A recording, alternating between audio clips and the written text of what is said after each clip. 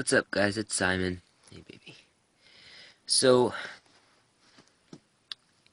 I wasn't really sure if I was going to do videos today, but I know I'm running out of time this week, and I still have to do those 3 videos that I told you guys I promised I would do. So, I'm kind of tired, so I hope what I'm saying is going to make sense, and I'm going to try and stay on topic. Hey, baby. And, yeah. So, without further ado, let's get into... Thank you. There she is. Like clockwork. So this one is gonna be the first one I mentioned, called My Gay Experience. As you know by the, hold on, by the title of this video.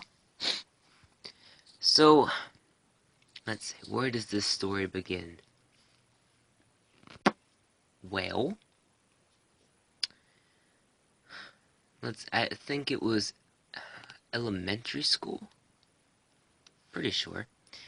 Um, you know the whole thing, if you're different or whatever, or if you don't play sports and you're a guy, you know the drill.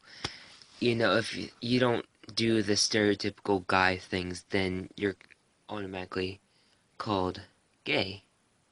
And that's kind of what happened in my case in elementary school. I'm pretty sure it started in elementary school.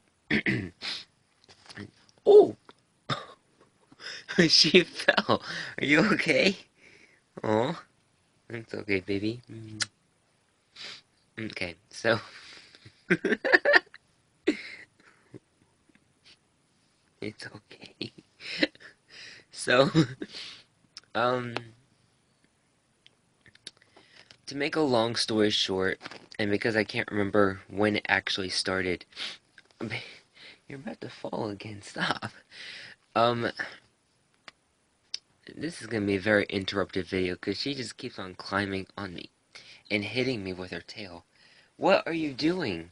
There is nothing over there. Please stop it. You're distracting me. Oh my gosh, you're about to fall again. Little ones. Yes, I love you very much, but you need to stay put. Now, as I was saying, to make a long story short, I'm just gonna kind of get to the point of where I'm having the gay experience and all that, because I can't remember exactly, like when I started getting called all of that. Basically, what happened was, um, I didn't have confidence in myself. Um,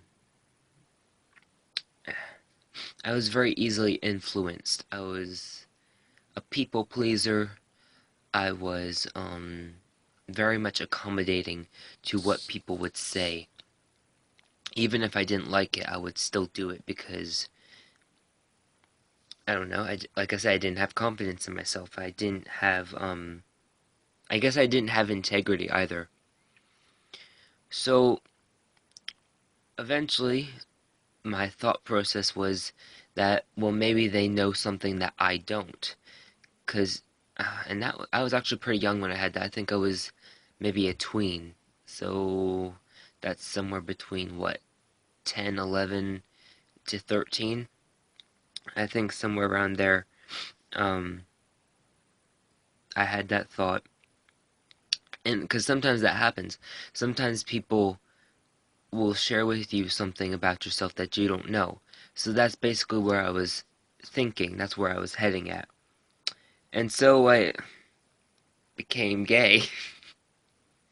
It's kind of funny. I mean, it's not, but it is, because I mean, it's just the same thing that I've been saying all my life, that I've grown up backwards.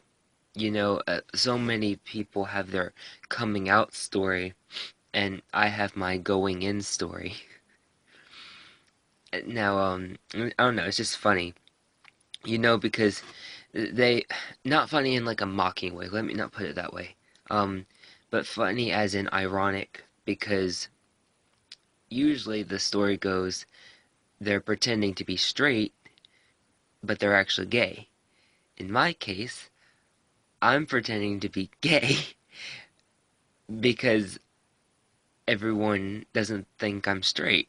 It's just really weird how that worked out. But hello baby. Yeah, that I don't know. That's just. I mean, I can laugh at it now because I've moved on from it, but it was a pretty interesting road. So that's basically what started the whole thing. Um, I'm not gonna like divulge names or anything like that. Give them anonymity. But I have a stuffy nose, so if you hear me sniffing a lot, that's why. So after that, what was it? I didn't have my first. I don't know. I don't feel like I can actually call it a relationship, but an interaction where it's like going into a relationship. Let's call it that way. Um, both only lasted 2 weeks, and had I gone with my intuition and what I felt was right and what I wanted to do, they would have both lasted only 1 week because I would have called it off with both of them. Not at the same time. It was like two different relationships. But anyway, um, I finally had the balls, I guess, to get in my first relationship with a guy. Let's see. Actually, at that point, this is where it gets ironic. So I was supposedly gay, like I said, from like tween years up until, oh dear, um, I don't know. I was definitely in high school when it changed to being bisexual. I just don't remember if it was like freshman year or sophomore year. I don't remember. It was sometime in high school. I mean, I haven't been in high school for like about 2 years? 2 years at least. So I mean, I can't remember exactly what happened. But eventually I started realizing that, I still had um, interest, sexual interest and emotional interest in ladies and women and all that. So I was like, well, I must be bi. Um, yeah, it's really interesting. And so I got into my first relationship, and like I said, it was with a guy, and I didn't even like it, because I always said that, well, I want my first relationship to be with a girl. I want to experience that first. And so I was already bummed out. Like I said, it's very weird. I was already bummed out that my first relationship was with a guy. But relationship, like I said, it was only 2 weeks, so I don't really count it as one. Not to be like disrespectful, but I mean like 2 weeks. How much do you get done in 2 weeks? Not much. Um and yeah, so it was just it was very awkward. It was beyond like first relationship, first kiss awkward. It was just like, I mean, part of it was because he was an introvert on an extreme level, and sometimes it was like he was trying to tone me down a bit. I don't know, it was kind of weird. But after the first week, I was like, it was getting kind of frustrating because he didn't want to share the relationship, but then it's like he didn't want to hide it. It's like basically he didn't know what he wanted. He wasn't sure of what he wanted, and apparently I wasn't either. I just didn't know that. I mean, like, well, I guess that's not true. I was sure of what I wanted. It just it just wasn't completely accurate. You know what I mean? What I wanted was a mature relationship, and I guess he confused that as being a serious relationship. I don't know. I kind of thought mature and serious are two different things, but maybe not. Um, so yeah, we ended up breaking up. He broke up with me through text, and I'm not gonna go into that. I mean, I actually wasn't too upset about the whole text. It was something else that got me upset, and I'm not gonna go into that because that's not really too important in regards to the story. But the ironic thing I mean, is that I wasn't really upset about it. Not like that we got broken up or anything, because I guess my heart wasn't in it. I mean, like, it wasn't in it to begin with because I wasn't gay, and I felt kind of awkward and uncomfortable doing this. But it's like, well, it's your first relationship, so like I was talking myself out of it, and just like almost like saying, like, condoning it and saying like it's okay, just forget about it, just not focus, but just like don't think about it so much. You know what I'm saying? And I was ignoring the signs, and so it was, yeah, it was a very awkward experience. It was, I think it was my most awkward experience throughout my life, which is, I don't know if that's a good thing or bad thing or what, but yeah. So then the second one was, I hate to say, but it was kind of like a rebound. I mean, it wasn't necessarily supposed to be, but it kind of ended up being that way. And oof, they were just way. He was way too clingy. Really was, like, it was making me like a person that I'm not proud to share about. Let's put it that way. Um, and honestly, I only stuck out the 2 weeks because I was trying to be nice, because I thought I was being an asshole. I probably was, but I've, like, clingy people just get under my skin so bad. Like, not other people, only if you're clingy with me. Because I like my space, I like my time. I don't mind, interacting together and, hanging out together and dating and all that stuff, but you gotta let me have my me time. You don't need to be on me all the time. You don't need to be kissing me all the time, all that. Like, it's just, nah. Mm-mm. So, how did I find out that I wasn't actually homosexual? Well, one of the clues is that it was almost like I was trying to hold on to it. Like, what people said about me was so true that if I denied it, I was lying or something. So even though I was saying I was bisexual, I kind of felt like I was still holding on to that attraction to men that people said I had. So I wasn't lying. But then I was also being truthful to myself and acknowledging the womanly attraction. What was it? Later on, I said that I was pansexual.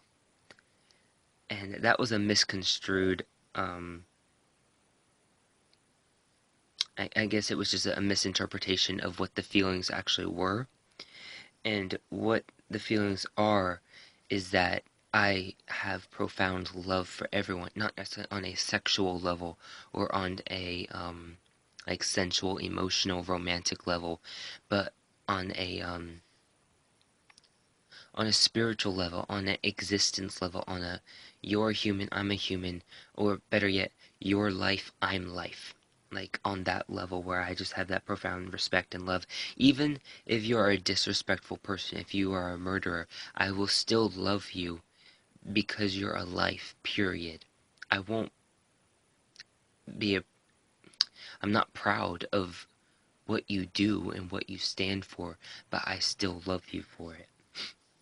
So, like, kind of the unconditional love, okay? And I was misconstruing that as meaning I was pansexual. And so that's how I knew that that wasn't true. So then I went back to being bisexual. And I finally realized that I wasn't bisexual, um, that I was heterosexual, because I really, I crave that womanly consort. I crave that woman, um, to stand by me, to help create a life with me. And even though I find the male physique attractive, it's not on a level where I, want to be with one. It's on an, what's the word?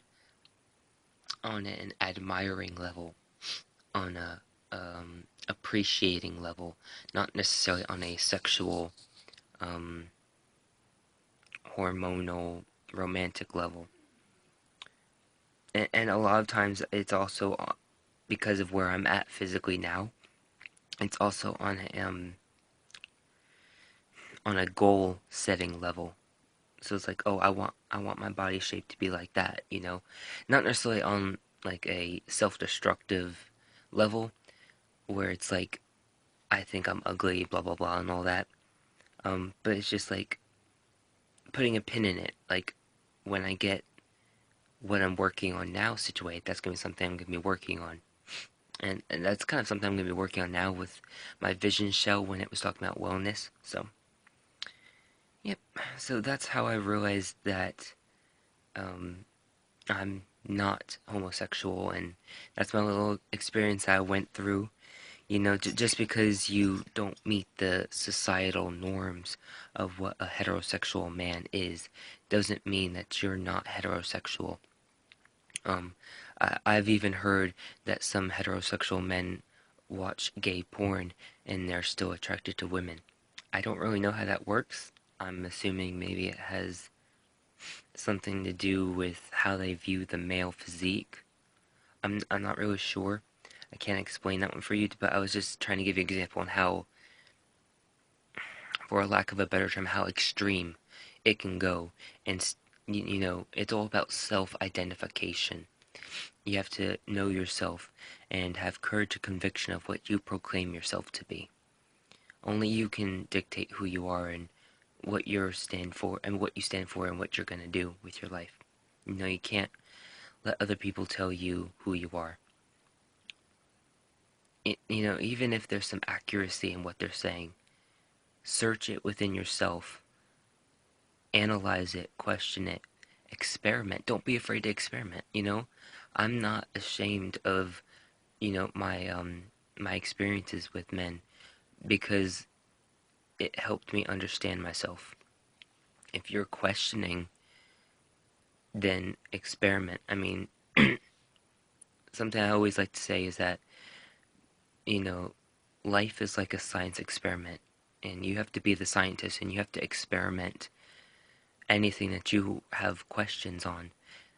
Any theory you have, don't be afraid to test it out. If you're handed a theory, don't be afraid to test it out. So, that's my little advice to you guys. Um, if you are struggling with coming out, maybe you are gay or something. Well, that was rude. Not something. Do forgive me. Like I said, I was tired. I am tired. But if you are homosexual or bisexual, um, you know, I'm here to talk. I mean, I don't know what much I can say. Um, I can try to give you words of encouragement. If you know, if you want a sounding board, I can try to be there for you. Um, Now, just because you email me or just because you message me doesn't mean I'm going to be able to get to you right away. So if it's something really important, um, I don't know if there's numbers to call. I know there's a number for the suicide hotline, but maybe like get in touch with a counselor or talk to your parents or guardian or something, because I can't be that replacement for you, but I can, you know, be a confidant. I can be a person who's kind and respectful to who you are as a person. So if you want, you can email me at, it's the same as the channel, The Witch in the Shadows, all lowercase, at gmail.com. Or you can message me or make a comment below, and I'll comment to you there. You can also message me on Facebook, and there's a link.